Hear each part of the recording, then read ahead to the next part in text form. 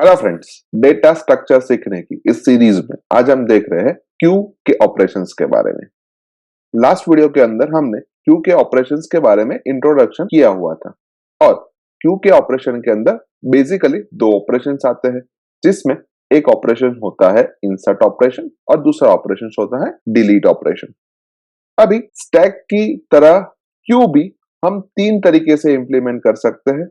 एक एरे की मदद से, दूसरा लिंक लिस्ट की मदद से और तीसरा डायनेमिक एरे की मदद से। तो लेट अस से हमारे पास एक क्यू है, यानी कि एक एरे है जिसकी साइज 5 है।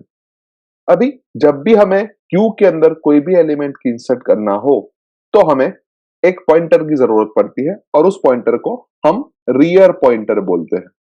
और जब भी हमारा क्यू एम्प्टी हो उस वक्त हमारा रियर पॉइंटर 0 नंबर की पोजीशन को पॉइंट करता होगा, यानी कि हम ऐसा कह सकते हैं कि वो नल को पॉइंट करता होगा। यानी अगर हमें कोई एलिमेंट लेट से 13 इंसर्ट करना हो तो उसके लिए हमें सबसे पहले रियर पॉइंटर की वैल्यू को बढ़ाना पड़ेगा। यानी कि हम सिंपली यहां पे ऐसा लिख देते हैं कि r प्लस प्लस, यानी अब रियर पॉइंटर की वैल्यू 1 हो गई और उसी फर्स्ट नंबर की पोजीशन के ऊपर हमें 13 को इंसर्ट करना है। यानी कि हम सिंपली ऐसा लिख दे कि Q of R is equals to 13। यानी हम सिंपली ऐसा कह सकते हैं कि अब फर्स्ट नंबर की पोजीशन पे 13 इंसर्ट होके हमें मिल जाएगा।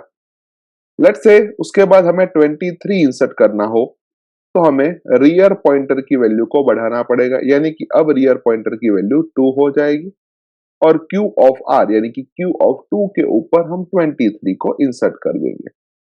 उसके बाद हमें लेट से 33 को इंसर्ट करना है तो हम रियर पॉइंटर की वैल्यू को एक और बढ़ा देंगे, यानी कि अब रियर पॉइंटर की वैल्यू 3 हो गई और हम थर्ड नंबर की पोजीशन यानी कि Q ऑफ R के ऊपर 33 को इंसर्ट कर देंगे। उसके बाद हमें 43 को इंसर्ट करना है तो हमें फिर से एक बार रियर पॉइंटर की वैल्यू को एक बढ़ाना पड़ेगा, यानी कि अब r की वैल्यू हो गई 4, यानी कि Q ऑफ 4 के ऊपर हम 43 को इजीली इंसर्ट कर सकेंगे। उसके बाद लेट अस से हमें 53 को इंसर्ट करना है तो हमें फिर से रियर पॉइंटर की वैल्यू को एक बढ़ाना पड़ेगा, यानी कि अब रियर पॉइंटर की वैल्यू हो गई 5, यानी Q ऑफ 5 के ऊपर हम 53 को इंसर्ट कर देंगे। लेट से हमें 63 को इंसर्ट करना है इसी क्यू के अंदर तो हमें फिर से रियर पॉइंटर की वैल्यू को एक बढ़ाना पड़ेगा, लेकिन रियर पॉइंटर की वैल्यू बढ़ाने से पहले हम ध्यान से चेक करें तो हमारा क्यू फुल हो चुका है, यानी कि हम 63 को इंसर्ट नहीं कर पाएंगे। यानी उसका सिंपली मीनिंग ये हुआ कि हमें उस केस के अंदर रियर पॉइंटर की वैल्यू को बढ़ाना नहीं है। यानी हम ऐसा भी कह सकते हैं कि जब हमारे रियर पॉइंटर की वैल्यू और हमारी क्यू की कैपेसिटी सेम हो जाए उसके बाद हम क्यू के अंदर कोई भी इंसर्शन ऑपरेशन परफॉर्म नहीं कर पाएंगे। यानी हम सिंपली ऐसा कह सकते हैं कि इस केस के अंदर हम ऐसा कह सकते हैं कि अगर हमारा रियर पॉइंटर की वैल्यू 5 हो जाए उसके बाद हम क्यू के अंदर कोई भी एलिमेंट इंसर्ट नहीं कर पाएंगे। और अगर ये कैपेसिटी हम जनरल सेंस में लेना चाहे तो हम ऐसा कह सकते हैं कि R की वैल्यू लेट से हमारी कैपेसिटी n के बराबर हो उसके बाद हम कोई भी एलिमेंट इंसर्ट नहीं कर पाएंगे। उसके साथ साथ हम ऐसा भी कह सकते हैं कि अगर R की वैल्यू कोई n से भी बड़ी डालना चाहे तो उस वक्त भी हमें सेम चीज करनी है, यानी कि उस वक्त भी हम क्यू के अंदर कोई भी एलिमेंट इंसर्ट नहीं कर पाएंगे। उसके साथ साथ हमने पिछले वीडियो के अंदर ये भी देखा था कि क्यू के अंदर दो पॉइंटर्स होते हैं। एक पॉइंटर जो रियर पॉइंटर होता है जहां पे हम क्यू के एलिमेंट्स को इंसर्ट करते हैं और दूसरा होता है फ्रंट पॉइंटर जहां से हम दूसरे एलिमेंट्स को डिलीट करते हैं। यानी जब हमारी क्यू एम्प्टी होती है उस वक्त हमारी रियर पॉइंटर की वैल्यू 0 होने के साथ साथ फ्रंट पॉइंटर की वैल्यू भी 0 होगी। और जब भी हम क्यू के अंदर फर्स्ट एलिमेंट इंसर्ट करते हैं, यानी कि अब हम क्यू के अंदर से एक एलिमेंट को डिलीट भी कर सकेंगे और इसीलिए जब पहला एलिमेंट इंसर्ट हो जाए उसके बाद हमें फ्रंट पॉइंटर की वैल्यू भी सेट करनी पड़ेगी। तो अभी इसी पूरे एल्गोरिदम को हम देखते हैं। तो एल्गोरिदम का नाम हमने रखा है क्यू इंसर्ट, जिसके अंदर हमने 5 पैरामीटर को डाला हुआ है, जहां पे सबसे पहला पैरामीटर क्यू यानी कि इस केस में एरे है।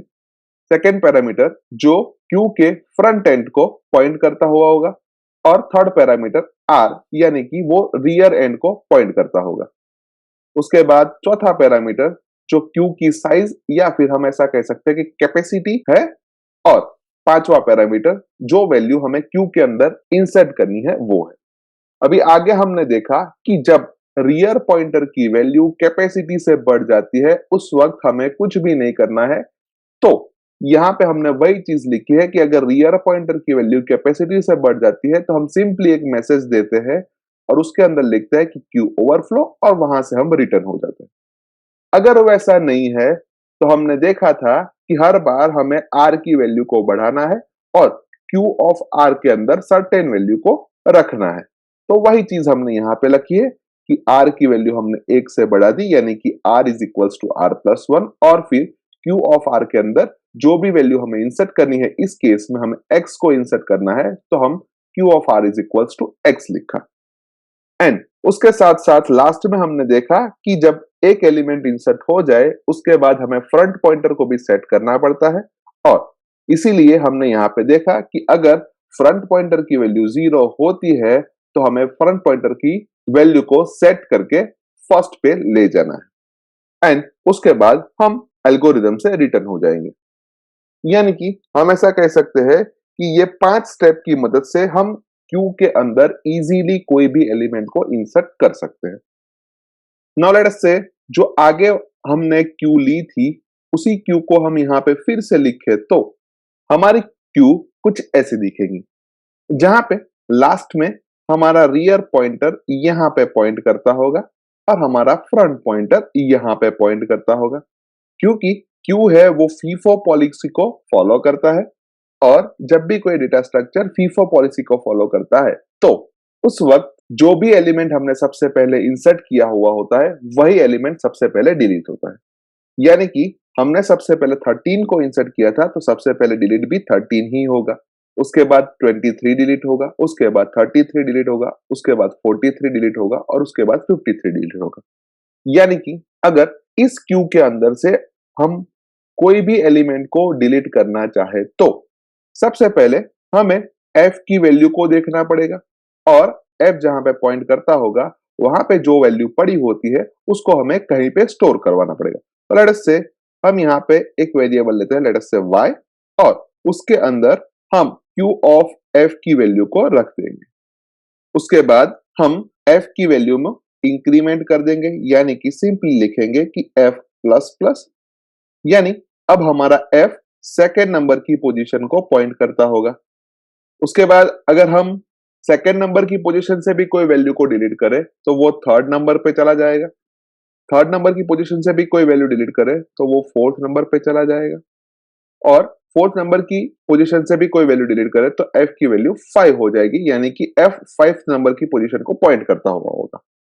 अभी जब हम 5th नंबर की वैल्यू को डिलीट करना चाहेंगे उस वक्त हमारी क्यू एम्प्टी हो जाएगी, और आगे हमने देखा कि जब हमारी क्यू एम्प्टी होती है उस वक्त f की value as well as r की वैल्यू 0 होती है।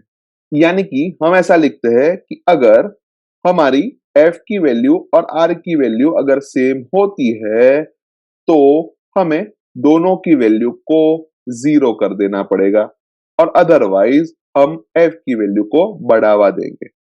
और जब भी हमारी क्यू एम्प्टी हो जाती है उसके बाद अगर हम कोई एलिमेंट डिलीट करना चाहेंगे तो वो डिलीट नहीं होगा, तो उसके लिए हमें सिंपली एक मैसेज प्रिंट करवा देना है कि क्यू हमारी अंडरफ्लो होती है। तो लेट अस से अभी हम क्यू डिलीट का एल्गोरिदम देखें तो एल्गोरिदम का नाम हमने क्यू डिलीट रखा है, जिसके अंदर हमने 3 पैरामीटर रखे, एक Q, second F and third R. Q और कुछ नहीं है लेकिन एक एरे है, और जिसको हमने क्यू का फॉर्म दिया गया हुआ है जहां से हमें वैल्यू को डिलीट करना है। एफ क्यू के फ्रंट एंड को पॉइंट करता होगा और आर क्यू के रियर एंड को पॉइंट करता हुआ होगा।